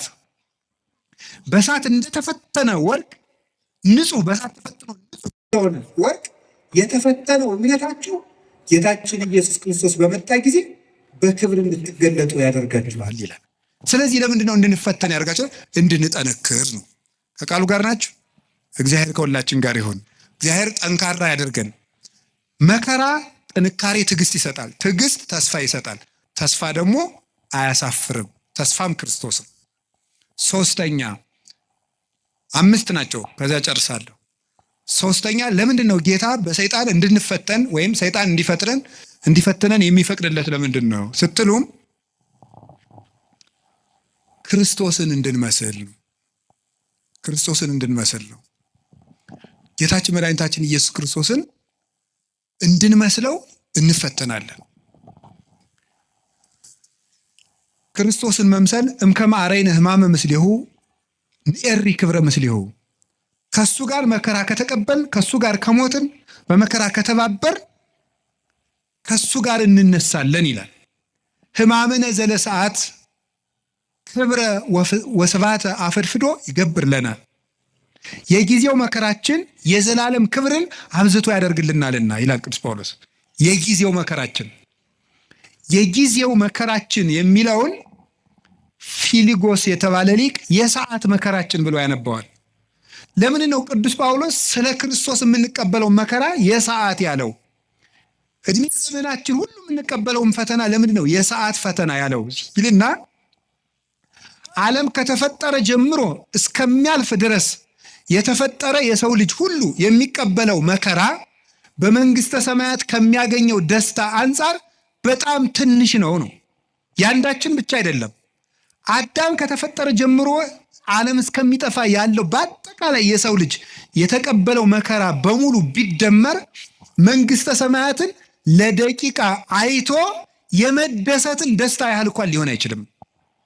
ለደቂቃ እንኳን አይቶ የመደሰትን ያህል ንጽጽሩ ገብታችኋል? መንግስተ ሰማያት እንዴት ያለች ውብ እንደሆነች ብታውቁ በእውነት ማለት እኔም አላውቃትም። በመጽሐፍ መንግስተ ሰማያት እንደው ምን አይነት ናት ሲባል ቅዱስ ዮሐንስ አፈወርቅ ሁሉ ክብራ ለወለተ ንጉሥ አሴቦን ይላል። እሺ የንጉሥ ልጅ ሀብቷ ስንት ነው? እስኪ የሚነግረኝ። የንጉሥ ልጅ ሀብቷ ስንት ነው? ወይም የንጉሥ ልጅ ሀብቱ ስንት ነው? ስትልኝ የንጉሥ ልጅ ሀብቱ ስንት ነው? ሁሉ ቤተ መንግስቱ ሁሉ የሱ ነው። አረ እንደዚህ አይባልም፣ ዲሞክራሲ ነው እንዳትሉ ደግሞ። የንጉሱ ሁሉ የነሱ ነው ያልኩኝ። የንጉሥ ልጅ የንጉሱ ሁሉ የነሱ ነው። የንጉሱ ሁሉ በዚያ መስሎ ምን ማለት ነው? መንግስተ ሰማያት ሀብቷ ምን ያህል ነው ብትሉ የእግዚአብሔር ሀብት ሁሉ ነው ሀብቷ ይላል። ለምሳሌ አሁን እዚህ የማስተማር ጸጋ ያለው አለ፣ የመምከር ጸጋ ያለው አለ፣ የመቀደስ ጸጋ ያለው አለ፣ ብዙ ጸጋ አለ፣ የመጽሐፍ ጸጋ ያለው አለ፣ ብዙ። አሁን ተመልከቱ፣ በምድር ላይ ጸጋ ልዩ ልዩ ነው። ሁሉም ሰው እኩል ጸጋ አይኖረው። መንግስተ ሰማያት ግን ሁሉም ሀብት ለሁሉም ሰው አለው ነው። መንግስተ ሰማያት የሌለ ነገር የሌለ ቢኖረን የሚልንለው ነገርም የለም። አሁን እዚህ ውስጥ ቢኖረን የምንለው በጣም ብዙ ነው። ጤና ያለው ሀብት ያለው ደግሞ እንጃ ምን እንደሚመኝ ብቻ ቢኖረኝ የሚለው ሁሉም አለው። መንግስተ ሰማያት ውስጥ ይሄ ቢኖረኝ ኑሮ የማታስብል ሙሉ ሀገር ናት ነው። ሙሉ ደስታ የሚገኘው መንግስተ ሰማያት ነው። ስለዚህ ብዙ ደስታ ለማግኘት ከክርስቶስ ጋር እንፈተናለን ነው። ከክርስቶስ ጋር እንፈተናለን። ሱታፌ አምላክ ነው። ሱታፌ አምላክ ነው። ክርስቶስን የምንመስለው አንዱ በመከራው ነው። ዓርብን ከመሰል እሁድን መስለን እንውላለን ነው። ዓርብ አብረነው ከተሰቀልን እሁድ አብረነው ብርሃን እንለብሳለን። በክርስቶስ የምናምነው ትንሣኤውን ብቻ ሳይሆን ስቅለቱን ጭምር ነው። መቼም ዓርብን ትቶ እሁድን ብቻ የሚያምን ክርስቲያን የለም። ዓርብንም እሁድንም የምናምን ከሆነ እሁድ ትንሣኤውን ደስ የሚለን ከሆነ ስቅለቱን መውደድ አለብን። እንደዚያ ከሆነ እንደ ዓርብ ውሎው እንሰቀላለን፣ እንደ እሁድ እንነሳለን። ማንም ይሰቅልን፣ የገዛ ስጋችን ይሰቅለናል፣ ዘመዶቻችን ይሰቅሉናል፣ ዓለም ትሰቅልናለች፣ ጋኔን ይሰቅልናል፣ ጥቅማቸው የተነካባቸው ሰዎች ይሰቅሉናል። ብዙ ስቅላት አለው። ስቅላት ማለት በችንካር መቸከል ላይሆን ይችላል። ከክፉ ሰው ጋር መኖርም መስቀል ነው። እሱም ራሱ መስቀል ነው። ስድብ መቻል ራሱ መስቀል ነው። ለምንድን ነው እንደው የሚጨቀጭቀኝን እገሬን የማያላቅቀኝ ከዚህ ጨቅጫቃ ጋር ምንድን እንደው እግዚአብሔር ለምን የማያላቅቀኝ? መስቀል ነው። ዓርብን ለምን ትጠላለህ? መስቀል ነው። እንዲሁም ማር ይስሐቅ ምንድን ነው የሚናገረው? ከባልንጀራው ስድብን የሚናገር ሰው የክርስቶስን መስቀል በዕለተ ዓርብን ተገኝቶ እንደተሸከመ ይቆጠርለታል ነው። ስድብ የሚታገሰው ባልንጀራው ሲሰድበው ዝም ብሎ የሚሄድ ሰው እንግዲህ ክርስቶስ ክንድ ሙሉ ችንካር ከታገሰ የወንድምህን የሚጠሉትን አይሁድ ችንካር ከታገሰ የወዳጅህን ስድብ እንዴት አትታገስም ነው። እንዲያውም ቅዱስ ዮሐንስ አፈወርቅ የሚለው ጠላቶቻችሁን ውደዱ ብሎ ቢያዘን ወዳጆቻችንን ጠልተን እንዲያው ምን ይበጀን ይሆን ይላል። ጠላቶቻችሁን ውደዱ ብሎ አዘዞን፣ ወዳጆቻችንን ጠልተንማ ምን እንመልስለታለን ይላል። እስቲ እግዚአብሔር ያሳያችሁ። የሚረግሟችሁን መርቁ ብሎ ሰው ሚስቱን መውደድ ካቃተው፣ ባሏን መውደድ ካቃታት፣ የማያምኑትን ውደዱ ተብሎን ክርስቲያን መውደድ ካቃተን እንዴት ብለን ነው አሁን ለክርስቶስ የምንመልስለት? ስለዚህ መስቀል መውደድ ማለት ተከብረን፣ ሰው አይንካን፣ ማንም አይናገረን፣ ተደምጠን እንኑር፣ አንቆንጠጥ። እንዴ አንድ ባይታው ያሉ ነው የተባለው አባ ቤት እንደው ጸልዩልኝ፣ ምን ብዬ ልጸልይልህ? እንደው ቢናገሯት መሬት የሆነች እሺ፣ ምንም በቃ እንደው ጥበበኛ የሆነች እሺ፣ ሰርታ የማትታክት እሺ፣ ያዘዟትን የምትሰራ እሺ፣ አንድ ነገር የማትቀየም እሺ፣ ንግግሯ ለስላሳ እሺ፣ መልኳ የቀረሽ የማትባል ሚስት ስጠኝ ብለው ይጸልዩልኝ። እንዴ እንደዚህ ያሉ ሰዎች ቢኖሩ እኛ ስንመነኩስ ነበር አሉት አሉ።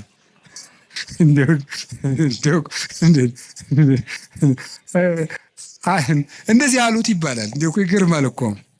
እንደዚያ ስላችሁ ጊዜ ግን እኛ ሴት ጠፍቶን የመነኮስን ማለት አይደለም። እሺ እንደው እናንተ እኮ ክፎች ናችሁ። እንደው እንደዚያ እንዳትወስዱት ደግሞ ማለት ነው። እንደዚያ ሳይሆን ምን ማለት የመሰላችሁ ይውላችሁ በቃ እንደው ምድር የሆነ እንደው ትንፍስ ማይል የተደላደለ ሰው ስጠኝ መድኃኒዓለም ይላል ሰው እንጂ እንደዚያ ያለ ሰው የሚገኘው ገነት ስትገባ ነው። የለም እንደዚህ ያለ ሰው እወቁት ነው። አውቀን መግባት አለብን። በተኩላ መካከል እልካችኋለሁ ነው ያለ። በምን መካከል ነው እንዴ? ገርማችኋል እኮ። በበግ መካከል እልካችኋለሁ እኮ አይደለም፣ በተኩላ መካከል ትኖራላችሁ ነው ያለ። አሰሪ ተኩላ ሊሆን ይችላል፣ ሚስት ተኩላ፣ ባል ተኩላ፣ ተኩላ ልጅም ሊኖረን ይችላል፣ ተኩላ ቄስም ሊኖር ይችላል፣ መነኩሴም አባም ይኖራል። በእነዚህ መካከል እንዲሁ መድኃኒዓለም አቤት እንዲሁ ቢላችሁ ራሱ የምትሉት እነዚህን ክፉ ቄሶች እንዲሁ ምጥጥ ብታደርጋቸው አያደርግም። በተኩላ መካከል ኑር ብለዋል። ኑር በምን መሃል ነው? በተኩላ መሃል ነው የምንኖረው። እንዲሁ ጌታ ሆይ ቸር አባት ስጠን፣ እነዚህን ክፎች አጥፍተን። አያጠፋም። እስከ ዓለም ፍጻሜ መናፍቅም አይጠፋም፣ ሌባም አይጠፋም፣ ሙዳይ ምጽዋት ገልባጭም አይጠፋም፣ ጉቦኛም አይጠፋም፣ ወንበዴም አይጠፋም፣ ዘረኛም አይጠፋም። ተኩላም አለ፣ በግም አለ ክርስቶስ እስከሚመጣ ድረስ። ይሄንን አውቃችሁ ዓርብ አብረነው መዋል፣ እሑድ አብረነው ትንሣኤውን ማክበር። እስኪ ዓርብም አብረን እንውላለን በሉ። እሺ እሑድም አብረን ደስ ይለናል በሉ እንጂ ዓርብ አብረነው እንቀበራለን በሉ። እሁድ አብረነው እንነሳለን። እስቲ ዓርብን ተወዷታላችሁ? ስቅለትን ተወዷታላችሁ? በጣም ጥሩ። ዓርብን ዓርብ እኮ ስቅለት እኮ ገነት የተከፈተበት፣ ዲያብሎስ የተሻረበት፣ ካሳ የተካሰበት፣ ቤዛችን ኢየሱስ ክርስቶስ ለእኛ ቤዛ አስታራቂ ብሎ ስጋውን ቆርሶ ደሙን አፍሶ የሰጠበት፣ ማእከለ ሰማይ ወምድር ሆኖ ምድርና ሰማያትን በሙሉ የቀደሰበት ቀን ነው። ዓርብን ከወደዳችሁት ከጎረቤትም ከልጅም ከቤተሰብም ከዚህ ዓለም ሲስተምም ከባለስልጣንም ከምን የምንቀበለው መከራ ሁሉ ዓርብን መሳተፍ ስላለብን ነው። ክርስቲያኖች ይህንን ሱታፌ ሊያመልጠን አይገባም።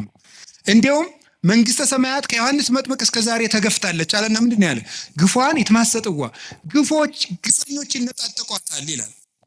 ይህን ምን ይላሉ? መከራ አይለፈን ብለው ልክ የተራቡ ሰዎች የሚወዱትን ምግብ እየተነጣጠቁ የሚመሩት መከራውን እየተነጣጠቁ ትሩፋቱን የሚሰሩት ናቸው። እነ ቅዱስ ፋሲለደስ እኮ ምንድን ያሉት መስላችሁ? ይሄ ዲዮቅልጥያኖስን እንዲህ አሉት፣ እኛ ክርስቶስ እናምናለን አለ። አንተ ታምናለህ? አታምንም? አናምንም። አላምንም አለ። ከዚያ ምን አሉት መሰላችሁ? ክርስቶስን የሚያምንን ሰው የምትገል ሰው አይደለህ፣ እኛን የማትገለን ከሆነን አንተን እንገላለን አሉት። እንዴ ምን ማለት ነው ይሄ? ክርስቶስን የሚያምን ሰው ይገላል። እነሱን ግን በስልጣናቸው ፈልቶ እነሱ ሰማዕትነትን እየፈለጉ አልገላቸዋል። ክርስቶስን የሚያምነውን ሁሉ ክርስቲያኖች ከገደልክ እኛም ክርስቲያኖች ነን፣ ክርስቲያኖች እያልን ለምን የማትገደል ብለው እንዲገላቸው ያስፈራሩት ነበር። ሰማዕትነትን ከመውደዳቸው የተነሳ ማለት ነው። ስለዚህ ከክርስቶስ ጋር መሳተፍ እንዴት እድል ነው። ቅዱስ ጳውሎስ ምንድን ያለ መሰላችሁ? ቢቻለኝስ በሞቱም እንኳን ልመስለው ወዳለሁ ነው ያለ። ቢቻለኝ በሞቱም ልመስለው ወዳለሁ። ለምን? የትንሣኤውን ኃይል አውቃለሁና፣ አብሬው እንደምነሳ አውቃለሁና። ስለዚህ ምንም ነገር በሽታ ሊሆን ይችላል፣ ማጣት ሊሆን ይችላል፣ እንግልት ሊሆን ይችላል፣ መገፋት ሊሆን ይችላል፣ ስም መጥፋት ሊሆን ይችላል። ዓርብ ነው።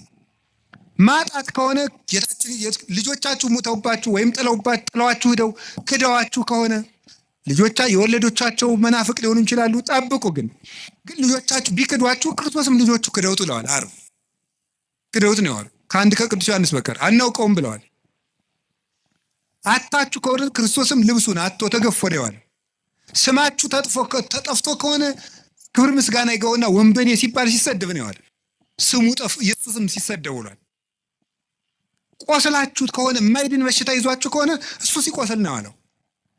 ይሄ ነው ከሱ ጋር ነው የተሰቀል ነው። ስንጠመቅ እኮ ይውላችሁ ውሃ ውስጥ ቄሱ እንዲህ አድርጎ ውሃ ውስጥ የሚጨምረን ዋናው ምክንያት ምንድን ነው? ከክርስቶስ ጋር ተቀብረናል ማለት ነው። ብቅ የሚያደርገን ደግሞ ከክርስቶስ ጋር ተነስተናል። ከክርስቶስ ጋር ሱታፌ ነው እና ቅዱስ ጊዮርጊስ ያለው ምንድን ነው? መከራን ስላሳተፍከኝ አመሰግናለሁ ነበር የሚለው። አንድ መከራ ተቀብሎ ሲጨርስ ቅድስት አርሴማ በእሳት ውስጥ ስተወርውራ ስትጨርስ አንበሳ ተወርውራ ገርፈዋት ደብድበዋ ሲጨርሱ ጌታዬ ኢየሱስ ክርስቶስ መከራህን ስላሳተፍከኝ አመሰግናለሁ። አቡነ ተክለ ሃይማኖት የምታርፍበት ጊዜ ደርሷል ሲላቸው ጌታ መጥቶ ጌታዬ ኢየሱስ ክርስቶስ የምትወደኝ ከሆነ የዕለተ ዓርብ ውሎህን እንደ ቅዱስ ጊዮርጊስ አሳትፈኝ ነው ያሉት። ይህንን ተሳትፍ ሱታፌ ይፈልጉታል። ከክርስቶስ ጋር የሞተ ዘሐመ ምስለ ክርስቶስ ይነግስ ምስለ ክርስቶስ፣ ከክርስቶስ ጋር የታመመ ከክርስቶስ ጋር ይነግሳል ይላል ርቱዐ ሃይማኖት። ይህንን ለማድረግ ነው ጌታ መከራ እንድንቀበል ያደርገን። መከራውን አሳትፎ ትዕግስቱን አድሎ ትንሣኤውንም ያድለን መድኃኔዓለም። አራተኛ ነው ሶስተኛ ነው? አራተኛ ዲያብሎስ አቅም እንደሌለው ለማሳየት ነው እንዲፈትነን የሚፈቅድለት። ምንድን ነው ያልኳችሁ? በሉ እንጂ አይዟችሁ። ምን እንደሌለው ለማሳየት ነው? አቅም እንደሌለው ለማሳየት ነው። ዲያብሎስ አቅም የሌለው ደካማ መሆኑን ለማሳየት ነው። አቅም የለው። የማቴዎስ ወንጌል ምዕራፍ 16 ቁጥር 19 ላይ ሲናገር ቅዱስ ጴጥሮስም ብሎታል፣ አንተ አለት ነህ፣ በአንተ አለትነት ላይ ቤተክርስቲያኔን እሰራታለሁ ብሎታል። አንተ አለት ነህ፣ በአንተ አለትነት ላይ ቤተክርስቲያኔን እሰራታለሁ አለና ምናል የሲኦል ደጆችም ምን አይሏትም ነው ያለው? አይችሏትም። የሲኦል ደጆች ማለት ነው የገሃነም ደጆች አይችሏትም። ወደ ገሃነም የሚወስዱ በሮች የተባሉት አጋንንት ናቸው። በበር በኩል ወደ ቤት እንደሚገባው ወደ እሳት ቤት የሚወስዱ አጋንንት ናቸው። እነዚህ ቤተክርስቲያንን መቋቋም አይችሉም ነው።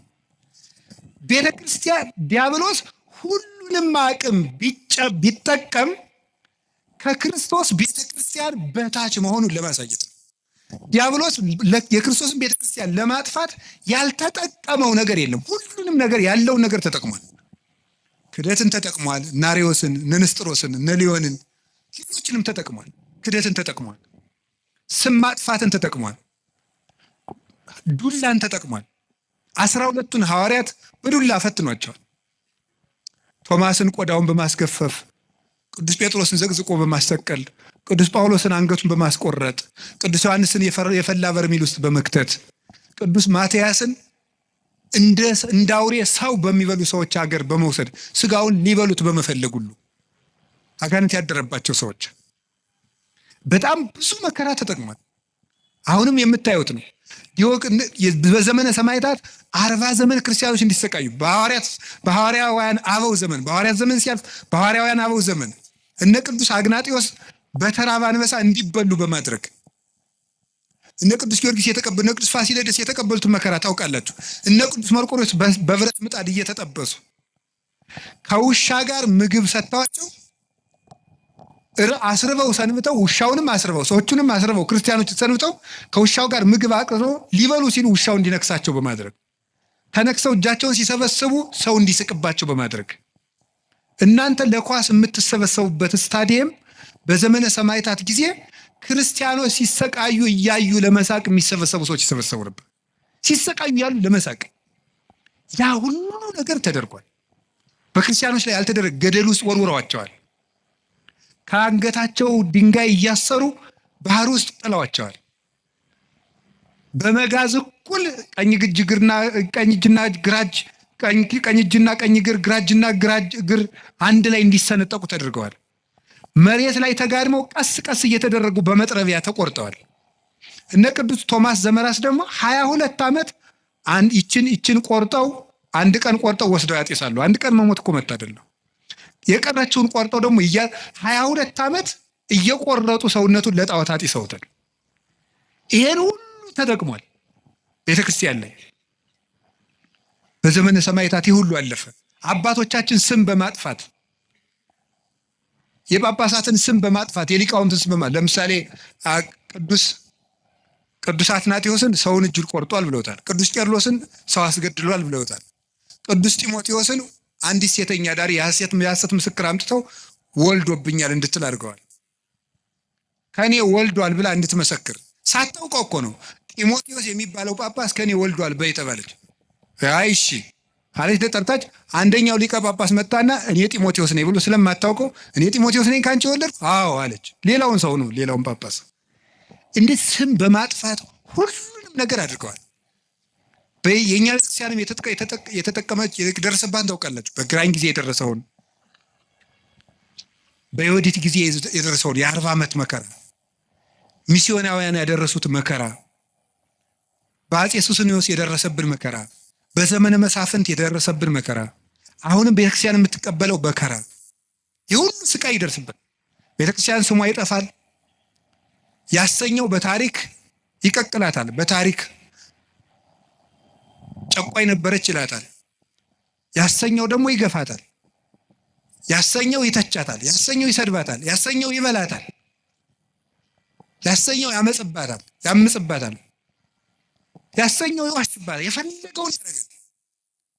እግዚአብሔር ይመስገን ቤተክርስቲያን እስከዛሬ አለች። ምክንያቱም ዲያብሎስ ከእግዚአብሔር መንግስት በታች መሆኑን ለማሳየት፣ የእግዚአብሔር መንግስት ደግሞ ማን ናት? ቤተክርስቲያን ናት። ቤተክርስቲያን የእግዚአብሔር መንግስት ናት። የዲያብሎስ ሁሉም አቅም የእግዚአብሔርን መንግስት መቃወም እንደማይችል ለማሳየት ነው። አሁን ዲያብሎስ ሁሉንም ይጠቀማል። ኃጢአትን ይጠቀማል፣ ፖለቲካን ይጠቀማል፣ ዘረኝነትን ይጠቀማል፣ ጭፈራውን ይጠቀማል፣ ሁሉን ነገር ይጠቀማል የእግዚአብሔር መንግስት ለመውጋት። የእግዚአብሔር መንግስት ግን ከዲያብሎስ ከሁሉም ውጊያ በላይ ነው። ሰውን ብትዋጋ ወይ ታሸንፈዋለህ ወይ ያሸንፋል። እግዚአብሔርን ብትዋጋ ግን ትጠፋለህ፣ ትሸንፋለህ እንጂ አታሸንፈውም ብሏል ቅዱስ ዮሐንስ አፈወርቅ። እግዚአብሔር ይህን ለማስተማር ዲያብሎስ ከሰው አቅም በታች መሆኑን ለማሳየት እንዲፈትነን ይፈቅድለታል። አንድ ነገር ግን እንገራችሁ። ዲያብሎስ ቤተክርስቲያንን አያጠፋትም ማለት እኛ እንጠፋም ማለት እንዳይመስላችሁ። ቤተክርስቲያን ማለት ቅድስት የክርስቶስ አካል ናት። አሁን ለምሳሌ የኢትዮጵያ ኦርቶዶክስ ተዋሕዶ ቤተክርስቲያን ሁሉም ምዕመናን በሙሉ ቢያልቁ ቤተክርስቲያን ጠፋች አይባልም። ቤተክርስቲያን የምትባለው የህንድም፣ የሶሪያም፣ የአርመንም፣ ይችም የግብፅም ነው። እነዚህ ሁሉ ቢያልቁ የማትታየው ቤተክርስቲያን አለች። ሩጫቸውን የጨረሱት ያቺ ቤተክርስቲያን አለች። ቤተክርስቲያን አጠፋም ማለት ይሄንን የሚያመለክት ነው።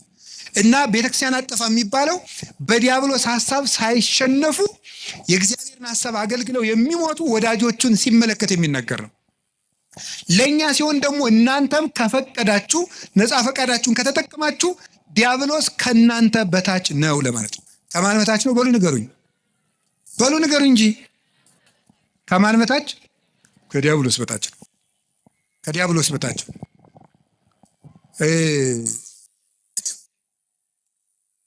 በጉልበት ያልተቻለ በእግዚአብሔር ይቻላል። ዲያብሎስ አሁን ዛሬ በጣም እኔ የገረመኝ በዚህ ዘመን የሚመጡ ሰዎች አንዳንዶቹ ምን ያደርጋሉ መሰላችሁ? ሁልጊዜ በቃ ሰይጣንን እንደማንችለው ያወሩናል። ሰይጣንን በቃ አንችለውም፣ በሆነ ታምራት ካልሆነ ሰይጣን እንዳይችል። ሰይጣን ከማንም ክርስቲያን በታች ነው። በሉ በሞት ይበሉላችሁ። ሰይጣን በሉ ከማንም ክርስቲያን በታች ምንድን ነው? በቃ እናንተ ሁላችሁም ክርስቲያኖች በሙሉ ምዕመናን በሙሉ ዲያብሎስን የማሸነፍ ስልጣን አለን። ፊልጵስዩስ ምዕራፍ 4 ቁጥር 6 ላይ ኩሎ እክል በዘውእቱ አክህለኒ ክርስቶስ፣ ኃይልን በሚሰጠኝ በክርስቶስ ሁሉን እችላለሁ። እስኪ በሉ ኃይልን በሚሰጠኝ በሉ በክርስቶስ በማን? በክርስቶስ ሁሉን እችላለሁ። ሁሉ ካለ ዘያምን ለሚያምን ሁሉ ይቻላል፣ የሚሳናችሁ ምንም የለም ብሎናል እኮ ክርስቶስ። የሚሳናችሁ ምንም የለም። ማንኛውም ክርስቲያን አማትቦ ጸልዮ ዲያብሎስን ማሸነፍ ይችላል። ግን አንድ ነገር ልንገራችሁ፣ በጸሎት የብዛት ዲያብሎስን አሸንፈዋለሁ ማለት ቀልድ ነው እንዴ? ምን ማለት ነው? ምን ማለት እንዴ? ጸሎት ሰይጣንን አያሸንፍም እያልክ ነው? አላልኩም። ሰይጣንን የሚያሸንፍልን እግዚአብሔር እንጂ ጸሎታችን አይደለም። ገብቷችኋል? የምንጸልየው ከእግዚአብሔር ጋር ለመሆን ነው እንጂ ዲያብሎስን ለመዋጋት አይደለም። አሁን ግልጽ ሆኖላችኋል? በገዳም መነኮሳት እንደመነኮሱ ገዳም እንደገቡ ምን ይሆናል መሰላችሁ? ወዲያው እንደመነኮሱ አካባቢ እንሽላሊት ምናምን እየመጣ ያስፈራራቸዋል። በጣም ክፉ ነው። እንሽላሊቱ እያለ ሁሉ ያስፈራራቸዋል። እንዲሁ ምንኩስና አሁን እንደዚህ መሽለምለም እንዳይመስላችሁ ቢጫ አድርጎ እንደገባ ነው ስቃይ። አሁን ከፈለገ የሚያደርገው እንሽላሊቱን ሲጸልይ ፊት ለፊቱ እንሽላሊት ይመጣል። ከዛ ሲበላ ደግሞ የቅድሙን እንሽላሊት ነው እኮ የምትበላ ይለዋል ሰይጣን። ጦሙን እንዲሁ ስለሚፈልግ ማለት ነው ይዋጋዋል። እና ጀማሪ መነኩሴ ያልገባው ፈሊጥ ያላወቀው ምን ይላል መሰላችሁ? እንሽላሊቱ ማታ ሲመጣ ምንድን ነው የሚያደርገው? ፍካሬ ዘጻድቃን ወዘኃጥአን መዝሙር ዘዳዊት ሃሌሉያ ሲል እንሽላሊቱ አላለቀም፣ አልሄድም አለ። ዞር ብሎ ያየዋል ደግሞ አለ ነው 150 ነው የምዘልቀው ዛሬ ሰብህ ወለእግዚአብሔር በቅዱሳን ነው አልሄደም። በቃ እንደዚያ እያደረገ አይደል ነው። አሁን ደግሞ እንታያለን በስግደት ደግሞ 300 ሲሰግድ አለ። ለምንድን ነው የማይሸሸው ሲባል ይሄ ሰውዬ በሐሳቡ በምኑ ነው አሸንፈዋለሁ ብሎ የሚያስበው? በጸሎት በእግዚአብሔር ቸርነት ቢል ግን አንድ አቡነ ዘበሰማያት እንዳለ ይጠፋል። ስለዚህ ክርስቶስ ተኮር ክርስትና እንጂ ሰይጣን ተኮር ክርስትና የለም። ገባችሁ? ክርስቶስን ለማግኘት ጸልዩ እንጂ ሰይጣንን ለማሸነፍ እያላችሁ አትጸልዩ። አንድ አባት ያል ተናግረዋል። አንድ የበረሃ አባት ሰይጣንን እያሰብክ የምትጸልይ ከሆነ አታሸንፈውም፣ በጉልበት አትሸንፈውም። እንዲሁም ምን ብሎ ይናገር 20ኛው ክፍለ ዘመን ላይ የጻፈ አባት ነው እና ምን ብሎ ይናገር መስላችሁ? አንተ ጥይት ብትተኩስ እሱ ኒውክሊየር ይተኩሳል ይላል። ከ50 ዓመት በፊት የተጻፈ መጽሐፍ ነው። ሰይጣንን ለማሸነፍ አንተ ጥይት ተኩስ ኒውክሊየር ተኩሳል። ለምን? የ7000 ዓመት የውጊያ ልምድ ያለው ጀግና ነው እሱ። አይሆንልህም። ሰይጣንን በጉልበት አሸንፉ። በቀን 400 ሰግዳለሁ ሰይጣንን እቀጠቅጠዋል ይላል አንዳንዱ። ወረጣው 4 ሚሊዮን አድርገው አትቀጠቅጠው። ስግደት ቀንሶ አላልኩም፣ ስንፍናም አላስተማርኩም። በደንብ እንድትሰሙኝ ስለምፈልግ ግን በስግደታችን ብዛት በጸሎታችን ብዛት እናሸንፋለን ማለት ትዕቢት ነው። የሚያሸንፈው ማን ነው? ንገሩን። እግዚአብሔር ነው የሚያሸንፈው። እኔ ምክሉ ቅዱስ እንጦንስን እኮ መጡ።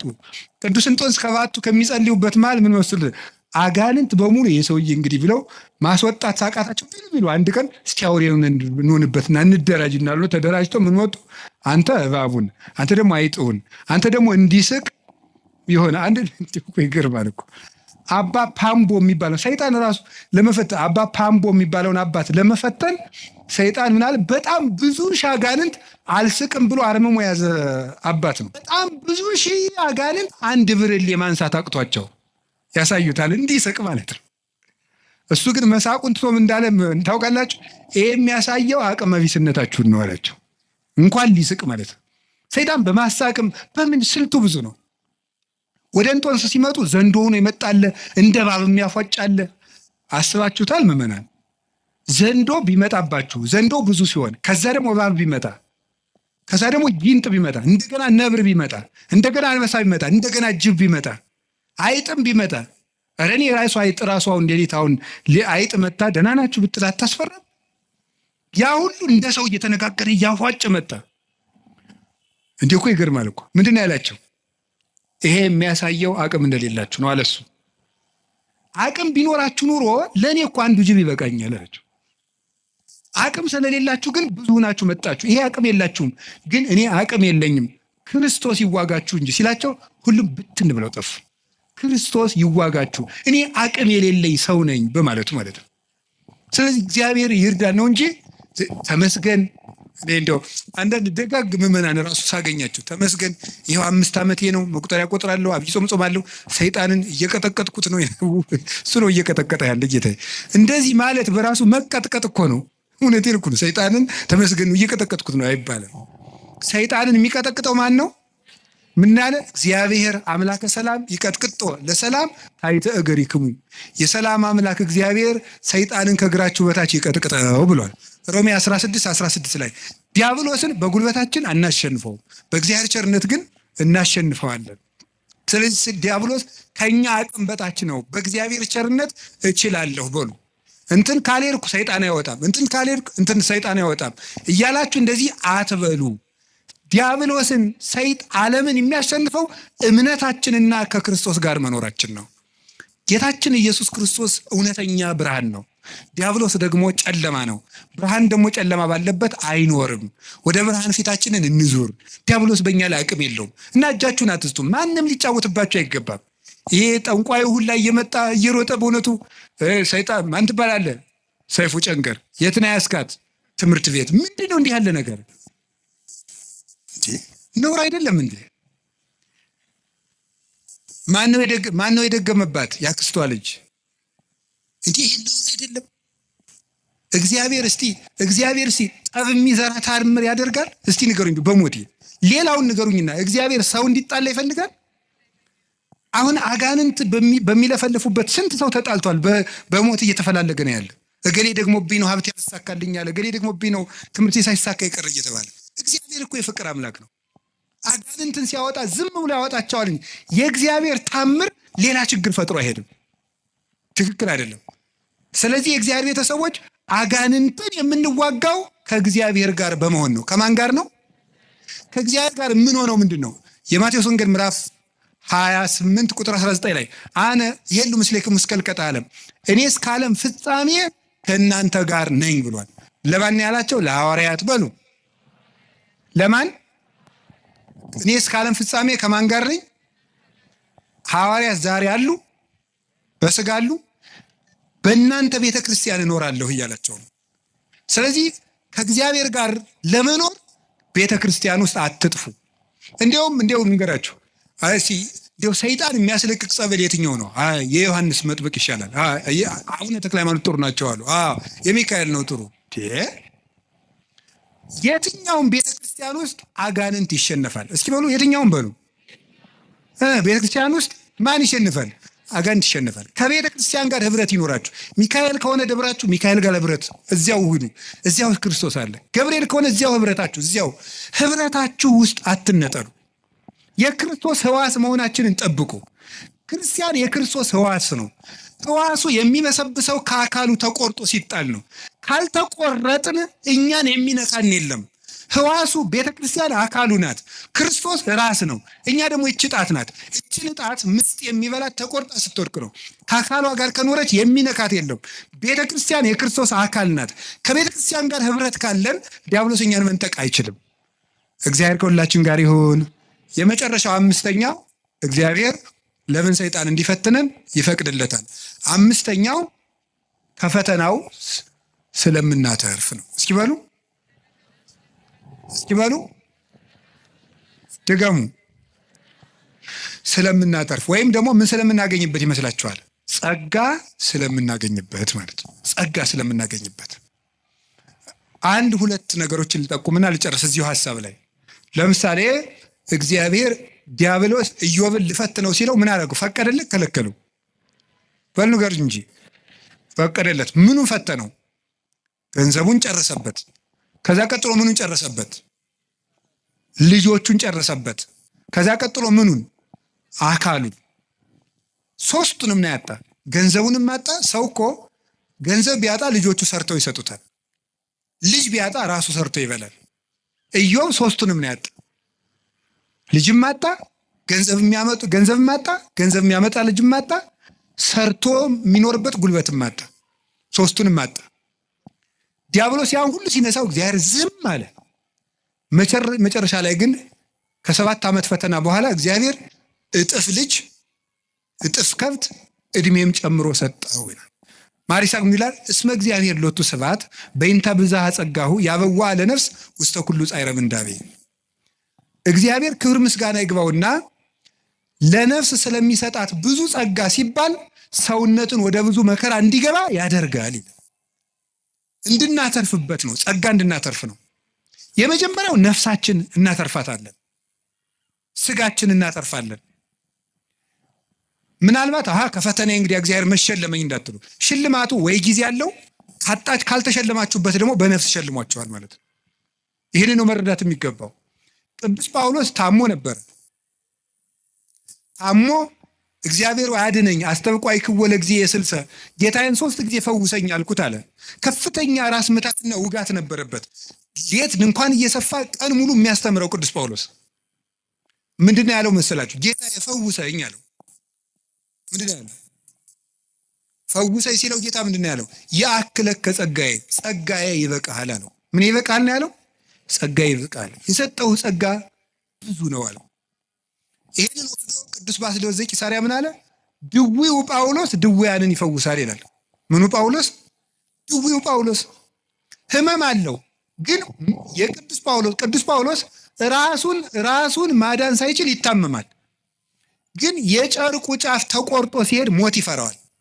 የቅዱስ ጳውሎስን ልብሱን እኮ ሞት ይፈራዋል። ከጨርቁ ጫፍ ተቆርጦ ሄዶ ከሞተ ሰው ላይ ሲጣል ሙት ይቀሰቀስ ነበረ። ሞትን የሚሽር ስልጣን ያገኘው ታሞ ነው። መታመም ጸጋ ያሰጣል። ስለዚህ እግዚአብሔር ለምንድን ነው ሁሉ መከራ የሚያደርገው ሲባል እንድናተርፍበት ነው።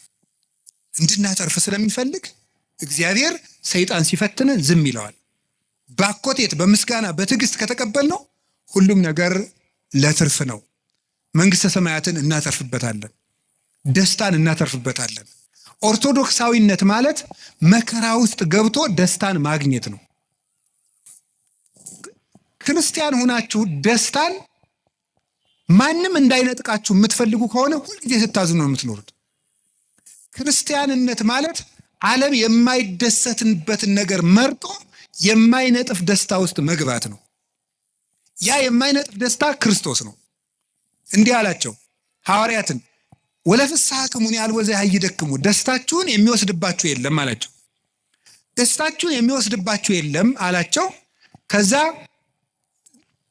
ዓይናቸው እንደሆነ አውጥተዋቸዋል፣ እጃቸውን ቆርጠዋቸዋል፣ ገርፈዋቸዋል፣ ከምኩራብ አውጥተዋቸዋል፣ የፈላ እሳት ውስጥ ጥለዋቸዋል፣ ወርውረዋቸዋል፣ ደብድበዋቸዋል፣ ከበሬ ጅራት ቋጥረው ጎትተዋቸዋል። እንደዚያ ከሆነ ደስታችሁን የሚወስድባችሁ የለም የሚላቸው ለምንድን ነው? ደስታቸው ማን ስለነበረ ነው? እኔን የሚወስድባችሁ የለም ነው። በልብስ ልደሰት ብትል ልብስን ወይ ሰዎች ይወስዱታል፣ ወይም የተሻለ ልብስ አሰፍተው የሚመጡ ሰዎች ያስቀኑና በአንተ ልብስ መደሰት ታቆማለህ። በጤና ብትደሰት ሲያምህ ይከፋል። በመልክ ብትደሰት ስታረጅ ይከፋል። በሚስታችሁ ብትደሰቱ ስትሞት ይከፋችኋል። በባል ብትደሰቱ ሲሞት ይከፋል። ቅዱስ ጎርጎርዮስ እንደተናገረ በሀብት ብትደሰቱ ስታጡ ትከፋላችሁ። በሹመት ብትደሰቱ ስትሻሩ ይከፋችኋል። በክርስቶስ ብትደሰቱ ግን ማንም አይወስድባችሁ። እሱን ማን ይነጥቀናል? ሁሉ ይወሰዳል። የማይወሰድ ሀብት ክርስቶስ ነው። ስለዚህ ቅዱስ ጳውሎስ ምን አለ? እላችኋለሁ በክርስቶስ ደስ ይበላችሁ አለ። እላችኋለሁ በማን ደስ ይበላችሁ አለ? ደግም እላችኋለሁ በክርስቶስ ደስ ይበላችሁ አለ። ሁልጊዜ በጌታ ደስ ይበላችሁ አለ። ለምንድን ነው ሁልጊዜ በጌታ ደስ ይበላችሁ? አሁን ምግብ ሁልጊዜ ማስደሰት ይችላል?